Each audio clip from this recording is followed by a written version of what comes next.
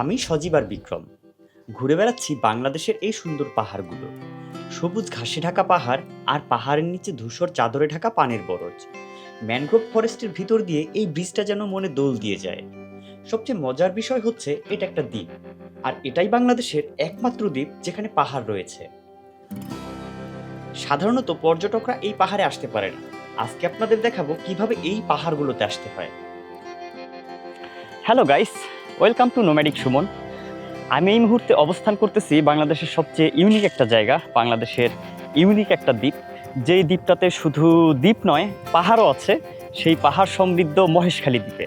আর এই ভিডিওতে আমি আপনাদের দেখাবো এই মহেশখালীর বিখ্যাত এই পাহাড়গুলোতে আপনারা কিভাবে আসবেন, সাথে আদিনাথ মন্দির এবং নতুন যে শুটিং স্পট জেটিঘাট, সেইগুলো আপনারা কিভাবে ঘুরবেন। এই ভিডিওতে সকল তথ্য থাকবে। ভিডিও শেষ পর্যন্ত দেখবেন, আর ভালো লাগলে লাইক করবেন। Don't forget to subscribe. Thank you.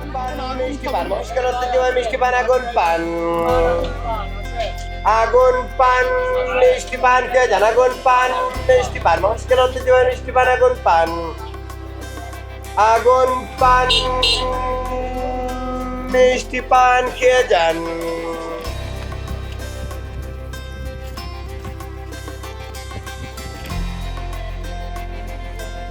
না, আমরা পূজা দিতে আসি নাই। আমরা অ্যাকচুয়ালি আমরা হচ্ছে মুসলিম।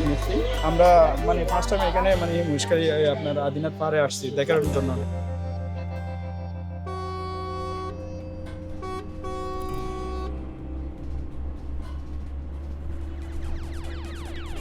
আমাদের যাত্রা শুরু হয় ঢাকার গাবতলী থেকে। 1000 টাকা দিয়ে হানিফের নন এসি বাসের টিকিট কেটে রাত 11টায় যাত্রা শুরু করলাম। মাঝরাতে হোটেল নূরজাহানে ব্রেক দিল। এরপর বাসে উঠে দিলাম ঘুম।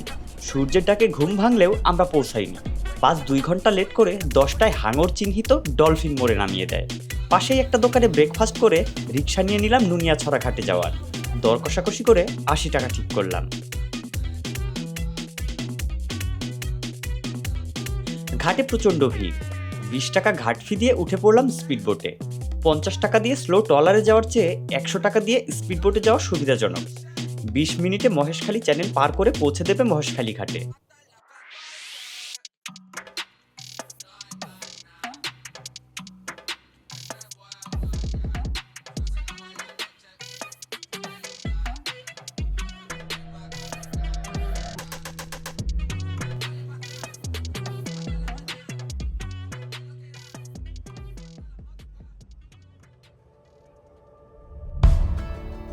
মহেশখালী কক্সবাজারের একটি উপজেলা। বঙ্গোপসাগরের এই দ্বীপটাকে মেইনল্যান্ড থেকে আলাদা করে এই মহেশখালী চ্যানেল। ধারণা করা হয় 1559 সালের প্রলয়ঙ্করী ঘূর্ণিঝড় ও জলোচ্ছ্বাসে এই মহেশখালী চ্যানেলের সৃষ্টি হয়ে মেইনল্যান্ড থেকে ভাগ হয়ে যায়। এই মহেশখালী পান উৎপাদনের জন্য বিখ্যাত। পাহাড়ের ভাজে ভাজে চাষ হওয়া পানের মিষ্টতার সুনাম দেশব্যাপী। এছাড়াও চারপাশে লবণাক্ত পানি হওয়ায় চাষ হয় প্রচুর লবণ। মাছ শিকার ও তার শুটকি বানানোর সাথে জড়িত এখানকার বিশাল একটি জনসংখ্যা। জেটিঘাট থেকে রিক্সা নিয়ে আমরা চলে আসলাম আদিনাথ মন্দিরের সামনে।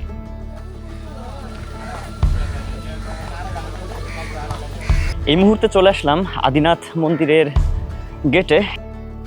মন্দিরের সামনে আসতেই চোখ পড়ে এই শুটিং ব্রিজে। বেশ কিছু সিনেমার শুটিং হওয়ায় স্থানীয় লোকজন নাম দিয়েছে শুটিং ব্রিজ।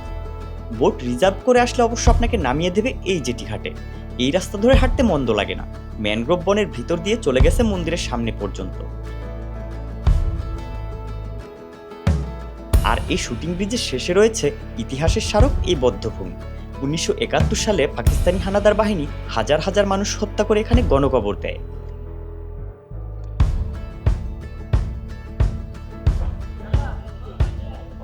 আদিনাথ মন্দিরের ঠিক নিচেই অসংখ্য দোকানপাট দেখা যাচ্ছে।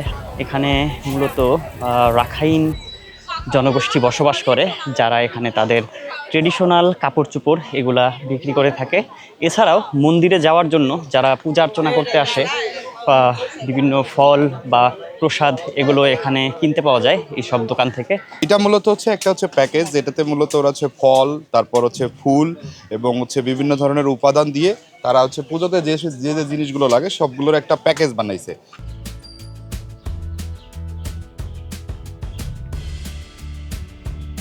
না, আমরা পূজা দিতে আসি নাই। আমরা অ্যাকচুয়ালি আমরা হচ্ছে মুসলিম। আমরা মানে ফার্স্ট টাইম এখানে মানে মুশকারি আপনার আদিনাথ পাহাড়ে আসছি দেখার জন্য। ঠিক আছে, আমরা কিন্তু কক্সবাজার ট্যুরে আসছিলাম কোম্পানি থেকে। ঠিক আছে। এখন হচ্ছে আপনার মানে আমরা কুতুব দিয়ে চলে যাওয়ার সময় আমরা এদিক থেকে চলে যাচ্ছি, এদিক মানে দিয়ে হচ্ছে বোট হয়ে এখানে নেমে ঘুরে যাচ্ছেন। হ্যাঁ নেমে ঘুরে চলে যাচ্ছে, এদিক দিয়ে চলে যাচ্ছে। বাংলাদেশের অন্যতম সুন্দর জায়গা হওয়ায় মন কাড়ে হাজার হাজার পর্যটকের, সে হোক হিন্দু, মুসলিম কিংবা বৌদ্ধ, যেটা আমাদের সাম্প্রদায়িক সহনশীলতার পরিচয় বহন করে। এই পাহাড়ের নাম মৈনাক পাহাড়। মন্দিরের গোড়াপত্তন হাজার হাজার বছর আগে, যার প্রমাণ পাওয়া যায় হিন্দু ধর্মগ্রন্থে। বলা হয় মহাদেবের আদেশে রাবণ ভ্রমণ করেছিলেন এই পথে লঙ্কার উদ্দেশ্যে। তারপর থেকে এই জায়গাটা হয়ে ওঠে তীর্থস্থান। পূজা দেওয়ার জন্য কি টোকেন নেওয়া লাগে?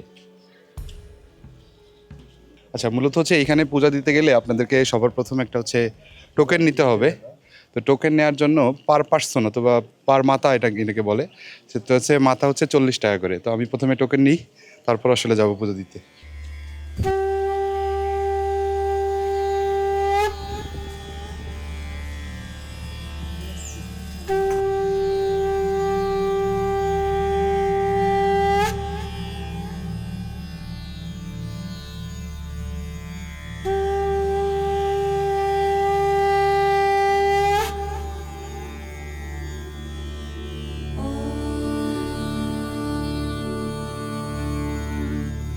Namah Shivaya.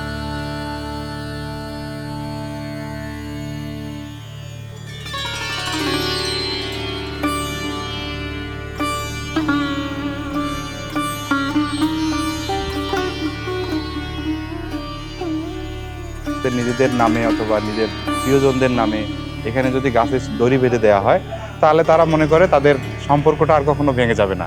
ঠিক সেই জন্যই তারা আসলে এই ধরনের সুতো দিয়ে এটা মানে হচ্ছে দড়ি বেঁধে গাছে এইভাবে দড়ি বেঁধে রেখে দিয়েছে, লাল দড়ি দিয়ে। দৃঢ় হোক, এটাই আসলে চাওয়া। গাছ পাতার মধ্যেও দিছে, পাতা ডাল মানে কোথাও বাদ নাই। আমরা নিচের আদিনাথ মন্দিরটা ঘুরে দেখলাম। আমার বন্ধু সজীব কুমার সেখানে পূজা অর্চনার ব্যবস্থা করে আসলেন। আমরা এখন উপরের মন্দিরগুলোতে যাচ্ছি। উপরে আরো দুটি মন্দির আছে, যার একটি রামসীতা মন্দির আর একটি বৌদ্ধ মন্দির। আমরা এখন মহেশখালীর বিখ্যাত পাহাড়ে যাওয়ার রাস্তা ধরব। সঠিক রাস্তা হবে এই আদিনাথ মন্দিরের সামনে থেকে একটা রিক্সা নিয়ে এই গ্রামে চলে যাওয়া। আমরা যেহেতু এই বৌদ্ধ মন্দিরের সামনে, এই পাহাড়টা নামতে পারলে সহজে গ্রামে চলে যেতে পারবো। আমরা পাহাড় নামা শুরু করলাম। শর্টকাটে গ্রামে যেতে চাই, কিন্তু একটু আগাতেই বাজে বিপত্তি, বিশাল খাদ।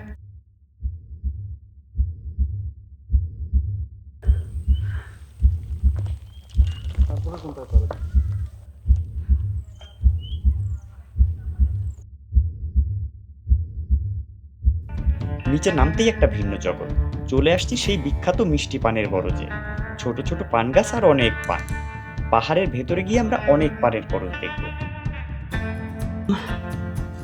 এরকম পাহাড়ের নিচের এই বরজগুলা থেকেই সারা দেশে মহেশখালীর সব বিখ্যাত পান সাপ্লাই হয়। অনেক অনেক পান উৎপাদন হয় এই মহেশখালীতে। সুন্দর বরজ। বরজের পাশ দিয়ে আমরা গ্রামে চলে আসলাম, আর এখানে এসেই খুঁজে পেলাম বিক্রমকে। ও আমাদের এই ধান ক্ষেতের ভিতর দিয়ে পাহাড়ে নিয়ে যাচ্ছে। গ্রামে এসে যে কোনো বাচ্চা ছেলেকে জিজ্ঞেস করলেই আপনাকে পাহাড়ে নিয়ে আসবে। কি কি নিয়ে আসছেন আপনি এখানে? কলা কলা আর কি? এখানে কলার বইলি কুশারও পাওয়া যায় পাহাড়ে? আমি কুশালও করছি অনেক কিছু। ও বর্ষা হইলে মোটা মোটা হয়। ওকে ওকে ওকে। এখন তো বর্ষা না।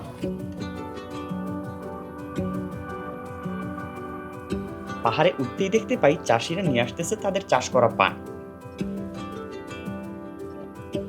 এটা শুধু তাদের কাছে পাহাড় না, এই লবণাক্ত পানির মাঝখানে এটা যেন তাদের কাছে ফসলের আধার।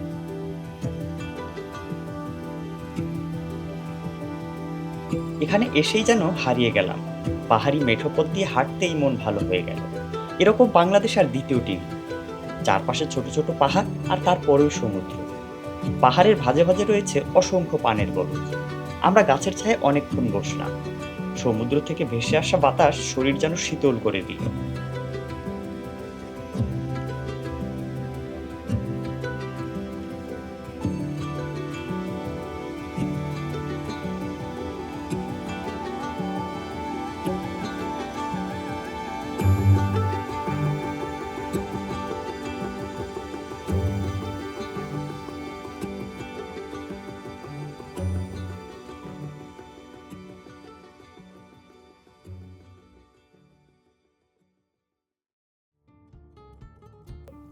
কিছুক্ষণ পর বিক্রম বলল ওর চলে যেতে হবে, নইলে মা বকবে। বিক্রমকে আমরা বিদায় দিয়ে সামনের দিকে নামতে শুরু করলাম। আমরা ঠিক করলাম আমরা গ্রামের রাস্তা দিয়ে যাব না, পাহাড় বেয়ে চলে যাব মন্দির। আর এই পথ কেন ব্যবহার অযোগ্য সেটাই খুঁজে বের করব। সামনে মাত্র 2টা পাহাড়, পার হতে পারলেই মন্দির। এই ভেবে হাঁটা দিলাম। একটু পরই টের পেলাম কেন এই রাস্তা বিপজ্জনক।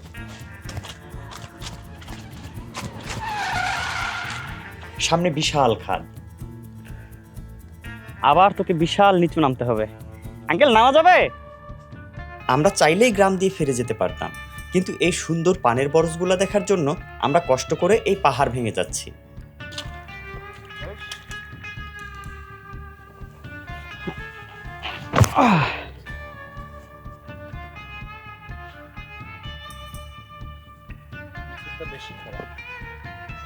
নাইস, এই যে গুটি গুটি পায়ে নেমে গেছে।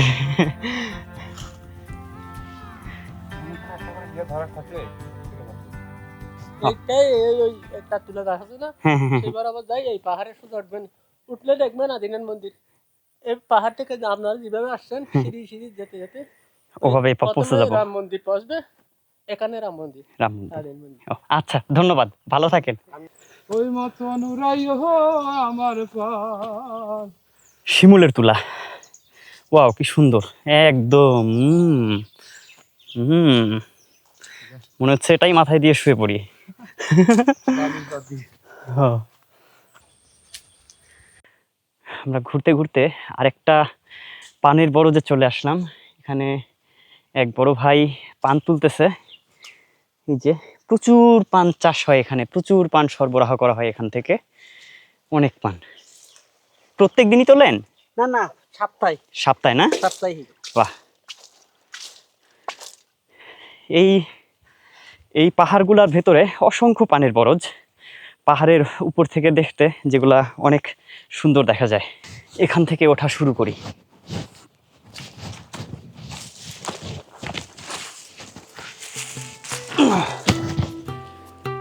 খুব কঠিন একটা রাস্তা।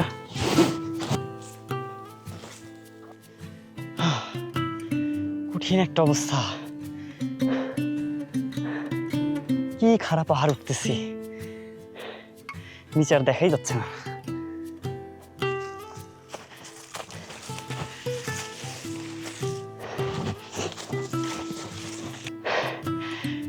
কঠিন একটা সার্ভাইভাল হইল। ওয়াও,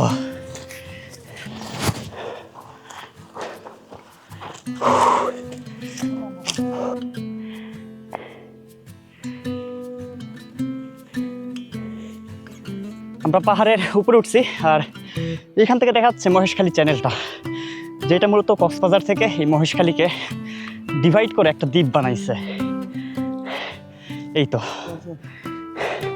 এখন আবার এইটা নেমে ওই রাস্তা ধরে উঠে ওই পাহাড়গুলো দিয়ে চলে যাব। এভাবেই আমাদের এই সুন্দর পাহাড় ভ্রমণ শেষ হয়।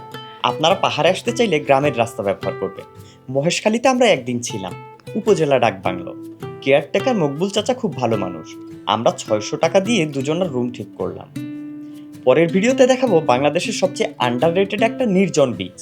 ভিডিও ভালো লাগলে লাইক কমেন্ট করবেন, বন্ধুদের সাথে শেয়ার করবেন। চ্যানেলটাকে সাপোর্ট করতে চাইলে সাবস্ক্রাইব করবেন। ধন্যবাদ।